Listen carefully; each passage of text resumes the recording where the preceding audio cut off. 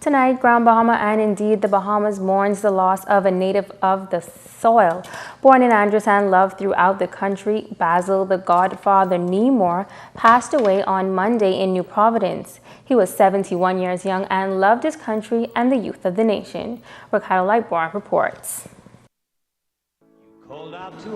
Basil Neymor was one of a kind, and he loved his country and the children of the Bahamas. He believed that every child should have an opportunity to excel in life and be somebody.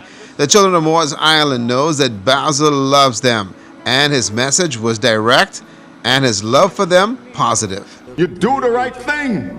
You can't expect to drive down the road on the right-hand side and don't buck up. You can't expect to jump off the roof and don't get hurt. You can't afford to go and jump in the ocean out there and don't think the shark ain't gonna eat you. We are talking foolishness at the top. From the top of the church and the politicians. They're talking foolishness. Go back to the cane.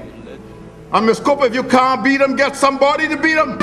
Mr. Neymor said daily the children of the Grand Bahama and indeed the Bahamas have to straighten up and fly right. He also had the solution to crime. You know you solved the problem? The fellas who thief, you cut the hand off. The fellas who rape, you cut that private off and stitch it to the top lip. And the fella who kill, you broke the neck. That will stop them. Stop playing around with it. The island of Andros is his place of birth, and the children of Andros sounded every day deserve more. What was done by Mr. Neymor was not for reward, but his genuine love for his people. A lot of people are not friendly. There's a lot of people who are not loving. There's a lot of people here who don't like to give. And there's a lot of people here who don't look after their friends. You got to change that. Don't listen to the old folks who can tell you child, mama and dad and uncle didn't get along. It is wrong. Jesus Christ tells you must love one another. Basil Neymor died knowing that he gave what he had and all that he had to his church, the young people of the country, the young and not so young. His wife Paula was his world, and when you saw him, you saw her.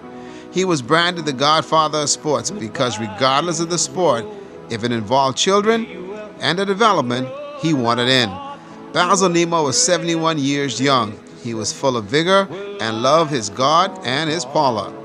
Rest assured, the children of the Bahamas loved him. Basil Neymor is gone, but will never be forgotten. Without your soul, who missed the wings of your compassion more than you.